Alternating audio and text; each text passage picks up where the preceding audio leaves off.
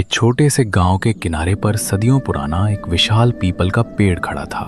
दिन के उजाले में यह पेड़ अपनी हरी भरी शाखाओं के साथ सामान्य लगता, मगर रात के अंधेरे में इसकी परछाई बेहद भयानक हो जाती थी। घास लगता था मानो उसकी लहराती शाखाएं अंधेरे में किसी छाया प्राणी की भुजाएं बन जाती हों। गांव वालों का मानना था कि इस पीपल के पेड़ में आत्माओं का बसेरा है। वे सूर्यास्त के बाद इसके पास जाने से घबराते थे। चारों ओर सनसनाती हवा के बीच झींगुरों की आवाजें और पेड़ की पत्तियों की रहस्यमयी सरसराहट रात के सन्नाटे को और गहरा बना देती थी। बुजुर्गों की माने तो बरसों पहले इसी पेड़ पर एक नवविवाहिता ने फांसी लगाकर अपनी जान दे दी थी। कुछ लोग बताते हैं कि उस औरत का पति एक युद्ध में गया था और कभी लौटकर नहीं आया। प्रतीक्षा करते करते उस दुल्हन ने दुखी होकर इसी पीपल की शाखा से लटककर प्राण त्याग दिए। तब से रात होते ही लाल चुनरी पहने एक धुंधली आकृति को पेड़ के आसपास मंडराते देखा गया है। गांव की कई औरतों ने दूर से पेड़ की डाल पर किसी औरत की परछाई झूलते देखने का दावा किया था। कहते हैं उस भटकती आत्मा की पैरों की दिशा उल्टी है और वो रात में अकेले जाने वालों को अपनी चपेट में ले लेती है। डर के मारे सूरज ढलते ही लोग उस रास्ते से गुजरना बंद कर देते थे। कोई मजबूरी में अगर अकेले गुजरता भी तो मन ही मन भगवान का नाम लेता हुआ तेज कदमों से निकल जाता। लेकिन गांव का राजू इन बातों को मात्र अंधविश्वास समझता था। करीब 18 साल का ये निडर लड़का भूत प्रेत की कहानियों पर यकीन नहीं करता था। वो अक्सर अपने दोस्तों के सामने कहता, मैंने आज तक कोई भूत नहीं देखा, ये सब मन का वहम है। एक अमावस की रात राजू को दूसरे गांव स्थित अपनी मौसी के घर से वापस लौटना पड़ा। रास्ता लंबा था और उसे देर हो चुकी थी। चांद ना होने की वजह से चारों तरफ गहरा अंधेरा फैला था।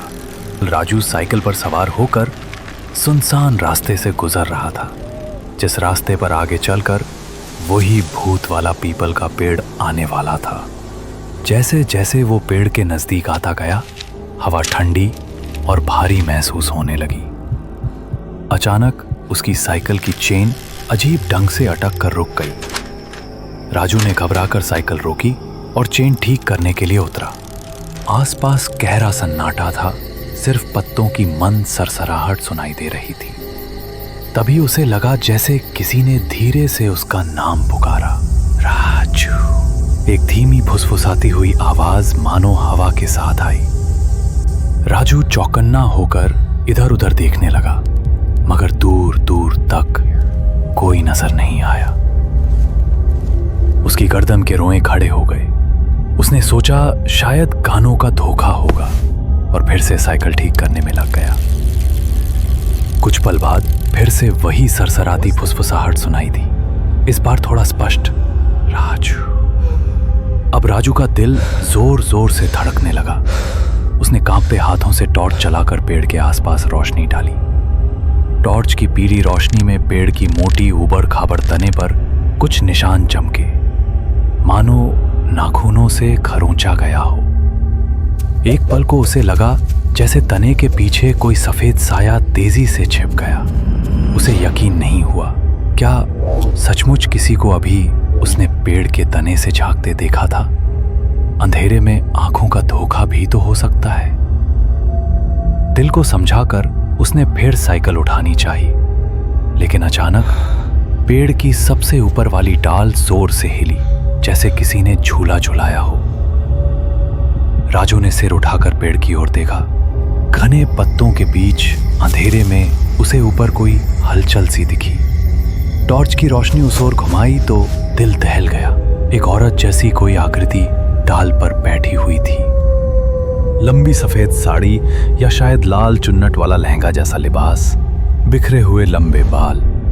वो आकृति पेड़ की ऊंची डाल पर बैठी एक अस्पष्ट परछाई जैसी थी।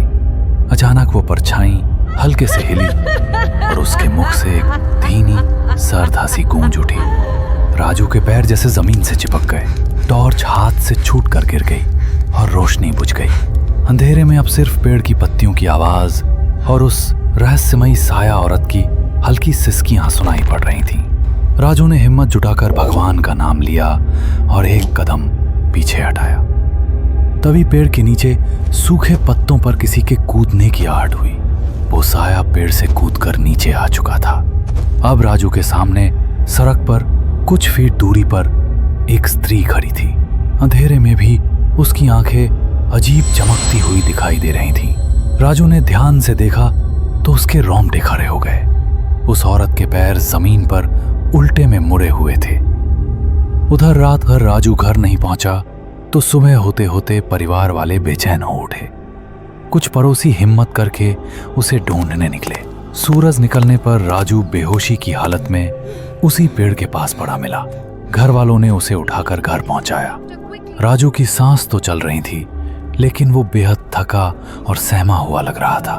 होश आने पर उसने केवल इतना कहा कि उसे कुछ याद नहीं कि रात को क्या हुआ। परिवार ने सोचा डर के मारे बेहोश हो गया होगा और ईश्वर का शुक्र मनाया कि वो सही सलामत मिल गया। उस रात राजू कुछ विचित्र व्यवहार कर रहा था। वो चुपचाप खिड़की के पास बैठा बाहर अंधेरे में उस पेड़ की ओर टकटकी लगाए देखता रहा। उसकी माँ को चिंता हुई। आधी रात को माँ पानी पीने उठी तो देखा राजू दरवाजे के बाहर आंगन में खड़ा है। धीमे कदमों से माँ उसके पास गई और कांपती आवाज में बोली, राजू, तुम यहाँ बाहर क्या कर रहे हो? राजू ने धीरे से गर्दन घुमाकर माँ की ओर देखा। घर से आ रही मध्यम रोशनी में माँ को उसके चेहरे पर एक अजीब फीकी मुस्कान दिखाई दी। बिना कुछ कहे राजू घर के दरवाजे की देहरी पर एक कदम भीतर बढ़ा। माँ की निगाह जैसे ही उसके पैरों पर पड़ी, वो चीखते चीखते गूंगी हो गई। राजू के दोनों पैर उल्टे थे। ये देख माँ के रोंगटे खड़े हो गए। उसके मुंह से धीमी सी कराह निकली ही थी कि राजू के होठों पर क्रूर हंसी तैर गई। अगले ही पल उसके गले से भयानक भारी कर्कश आवाज में कड़कती हुई हंसी गूंजी, जो किसी इंसान की नहीं लगती थी।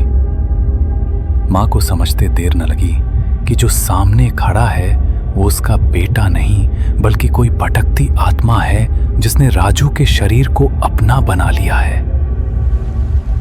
उस काली रात के सन्नाटे में पीपल के पेड़ की पत्तियां अचानक जोर से हवा के झोंके में फिर सरसराने लगीं। ऐसा लगा जैसे पेड़ के चारों ओर अंधेरा गहराता जा रहा हो। दूर कहीं गांव के कुत्ते एक साथ भौंकने लगे। माँ की चीखों के साथ साथ राजू के भीतर बसे उस प्रेत की डरावनी हंसी पूरे आंगन में गूंज उठी। उस रात के बाद कहते हैं कि राजू कभी सामान्य नहीं हो पाया। कुछ लोगों ने दावा किया कभी कभार रात में राजू को उस पीपल के पेड़ के पास अकेले बुदबुदाते और अजीब हरकतें करते देखा जा सकता है, मानो दो साए एक ही जिस्म में बसे हों। आज भी गांव में सूरज ढलते ही लोग उस रास्ते से दूर रहते हैं। सदियों पुराना वो पीपल का पेड़ यूं ही अंधेरे में खड़ा हर आने जाने वाले को मूक चेतावनी देता है कि कुछ रहस्यों को छेड़ना मौत को दावत देने जैसा है। अगर आपको ये कहानी पसंद आई तो वीडियो को लाइक करें, अपनी राय नीचे कमेंट में बताएं और ऐसी और डरावनी कहानियों के लिए हमारे चैनल को सब्सक्राइब करना ना भूलें। धन्यवाद। अगली बार फिर मिलेंगे एक नई भयावह कहानी के साथ।